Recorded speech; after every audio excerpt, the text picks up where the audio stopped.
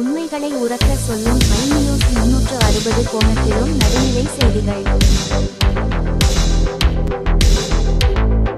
மேற்கு ஆசியாவில் நிலவி வரும் போர் பதற்றங்களுக்கு இடையே சுமார் 46,500 மெட்ரிக் டன் சமையல் எரிவாயுவை எல்பிஜி ஏற்றிக்கொண்டு நந்தா தேவி என்ற இந்திய கப்பல் இன்று மார்ச் 17, 2026 காலை 11:25 மணியளவில் குஜராத்தின் வாடினார் துறைமுகத்தை வந்தடைந்தது.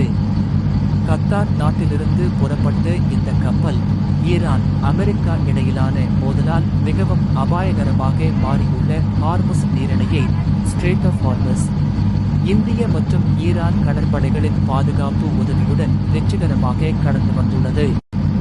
நேற்று முந்த்ரா துறைமுகத்திற்கு வந்த சிவாலிக் கப்பலை தொடர்ந்து இரண்டாவது பெரிய எரிவாயு கப்பலாக இது இந்தியா வந்துள்ளதால் நாட்டில் நிலவி வரும் எல்பிஜி தட்டுப்பாடு குறையும் என எதிர்பார்க்கப்படுகிறது. சுமார் 4 லட்சம் வீட்டு உபயோக சிலிண்டர்களுக்கு இணையான எரிவாயுவை ஏற்றி வந்துள்ள இந்த கப்பலிலிருந்து 24,000 மெட்ரிக் டன் எரிவாயு விரைவில் தமிழகத்திற்கு அனுப்பி வைக்கப்பட உள்ளதாக தகவல்கள் தெரிவிக்கின்றன. ஐநியூஸ் 360 சேனலை சப்ஸ்கிரைப் செய்து ஷேர் செய்யவும்.